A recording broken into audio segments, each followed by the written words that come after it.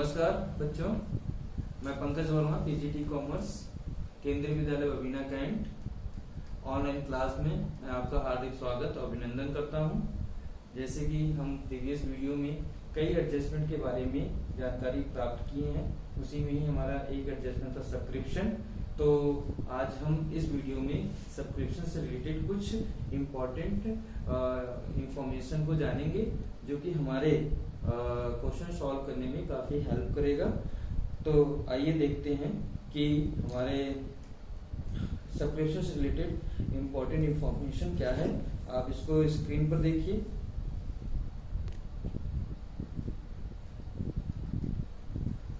Subscription के adjustment से related एक मोस्ट इम्पोर्टेंट थिंग ये है कि अगर हमारे क्वेश्चन में टोटल मेंबर ऑफ एनपीओ और amount paid by each member ये इंफॉर्मेशन दिया है, तो कैसे हम सब्सक्रिप्शन कैलकुलेट करेंगे और इसे हम इजीली कैलकुलेट कर सकते हैं। नॉर्मली हमें नंबर ऑफ मेंबर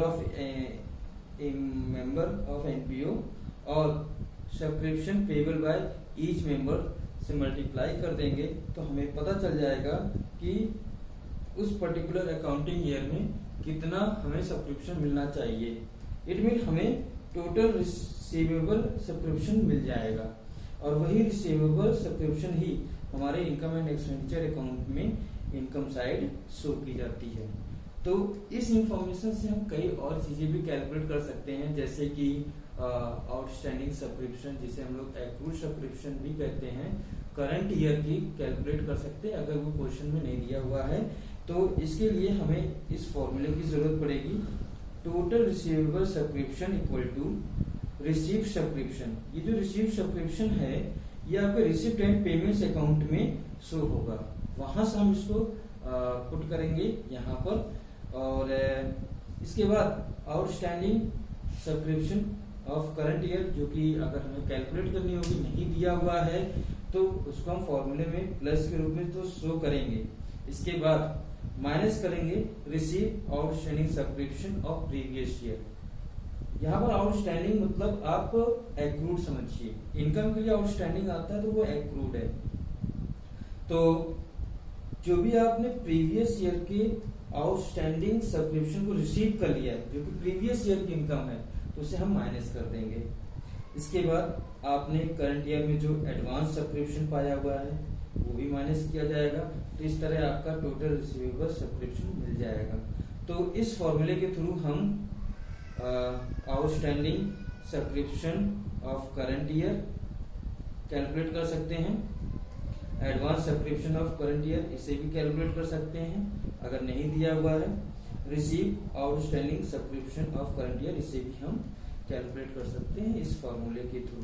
तो ये आपके कुछ इम्पोर्टेंट सब्सक्रिप्शन से रिलेटेड इंफॉर्मेशन थी। अब हम लोग इसी में ही नेक्स्ट एडजस्टमेंट की बात करें, वो है मटेरियल कंज्यूम या स्टॉक कंज्यूम। तो हमारे इनकम एंड एक्सपेंडिचर अकाउंट में हमेशा मटेरियल कंज्यूम या स्टॉक कंज्यूम को ही शो किया जाएगा।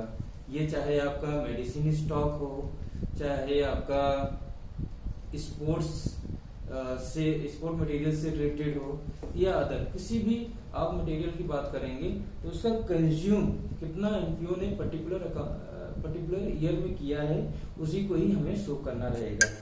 तो इस तरह अगर हम लोग बात करें तो आगे हम लोग ये देखेंगे कि कैसे हम मटेरियल कंज्यूम या स्टॉक कंज्यूम को कैलकुलेट कर सकते हैं। उसके लिए एक फॉर्मूला है, वो देखिए जरा। चाहे मटेरियल कंज्यूम हो या स्टॉक कंज्यूम हो, दोनों के लिए एक ही फॉर्मूला आपके लिए एप्लीकेबल होगा। और इसका फॉर्मूला है ओपनिंग स्टॉक प्लस मटेरियल या stock purchase minus closing stock. ये आपका फॉर्मूला है। इसके बाद अगर हम लोग टोटल परचेज की बात करें तो उस परचेज में दो चीजें आपकी इंक्लूड होती हैं, एक कैश परचेज, दूसरा क्रेडिट परचेज। इसमें कैश परचेज तो क्वेश्चन में आपके दे रखा होगा, क्रेडिट परचेज आपको कैलकुलेट करना होगा।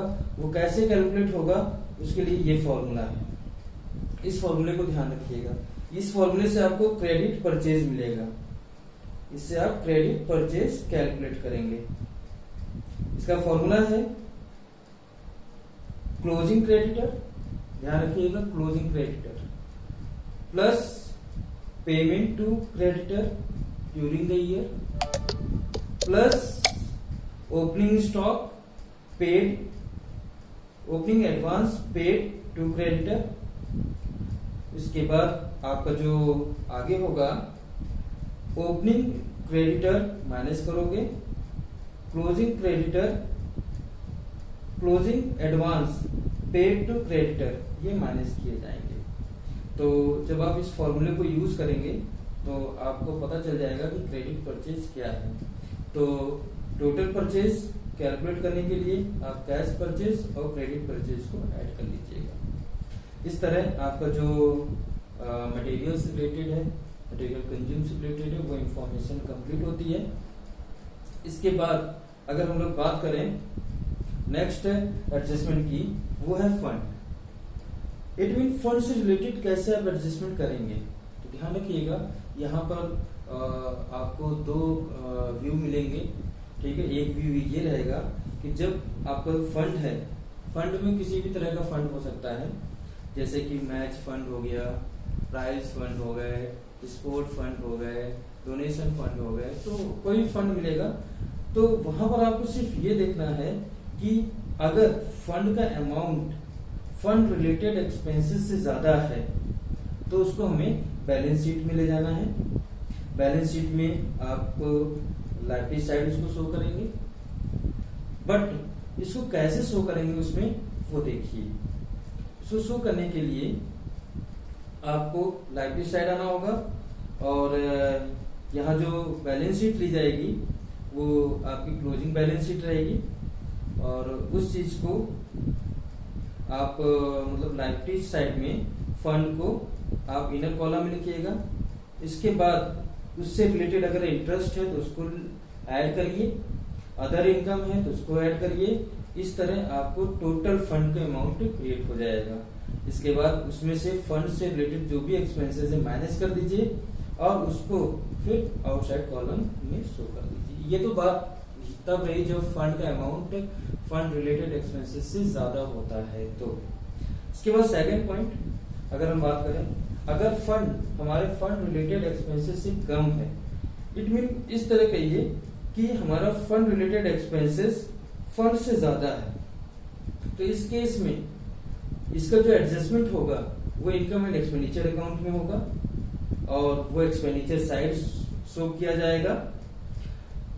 कैसे शो करेंगे इसको देख लीजिए।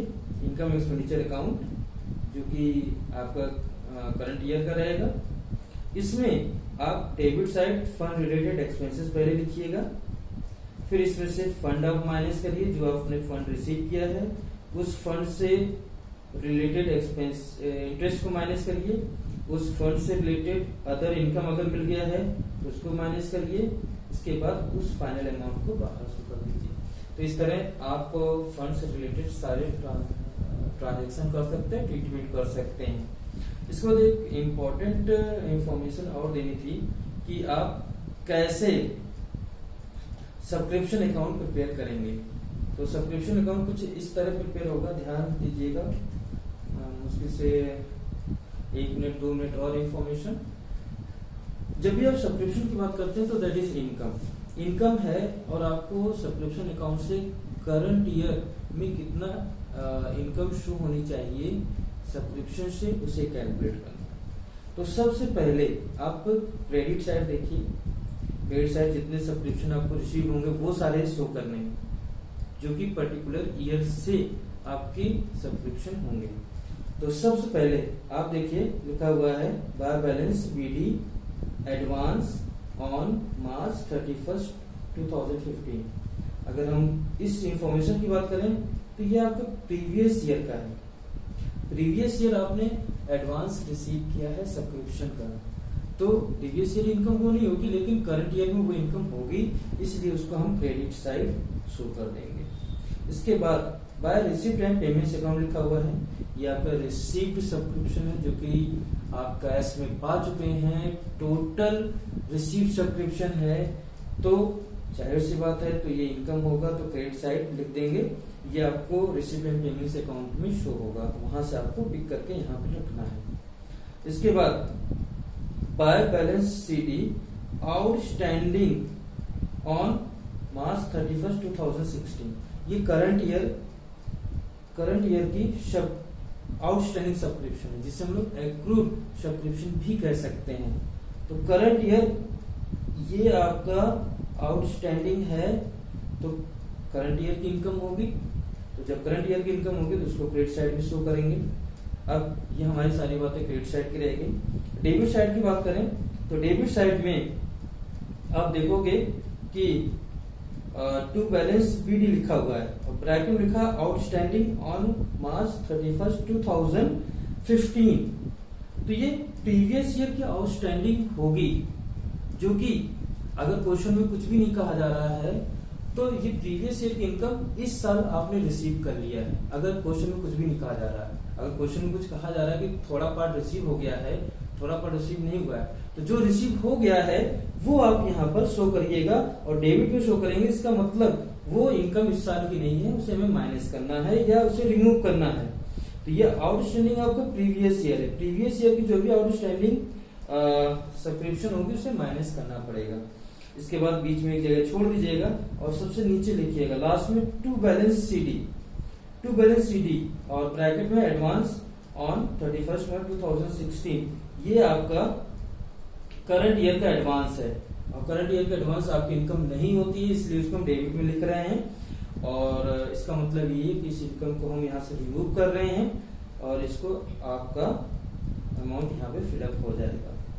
इस तरह हम क्रेडिट का ऐड करेंगे और क्रेडिट को ऐड करके हम डेबिट साइड ले आएंगे और डेबिट साइड में ये जो दो अमाउंट आपके थे, previous year outstanding of previous year और एडवांस ऑफ करंट ईयर, इन दोनों अमाउंट को हम लेस कर देंगे, इसमें से लेस कर देंगे और फिर जो बचेगा बीच में लिखेंगे और वो होगा आपका करंट ईयर का सब्सक्रिप्शन, जो कि इनकम एक्सपेंडिचर अकाउंट में शो करना है, उसे हम लिख देंगे टू इनकम एक्सपेंडिचर अकाउंट। और इस तरह आपका सब्सक्रिप्शन अकाउंट कंप्लीट हो जाएगा और ये जो भी इनकम एक्सपेंडिचर अकाउंट में आप शो करेंगे उसको बैलेंस शीट फिगर के नाम से शो कर दीजिए। इस तरह आपका सब्सक्रिप्शन अकाउंट कंप्लीट हो जाएगा। आज के वीडियो में इतना ही। आप इन सब चीजों को ध्यान से देखिए, समझिए, इसके बाद जो भी क्वेरीज हो उसको बताइए और इसके बाद हम न्यूमेरिकल सॉल्व करेंगे, उसके लिए हम नेक्स्ट वीडियो में आपको बताएंगे। आज के लिए इतना ही। धन्यवाद, नमस्कार।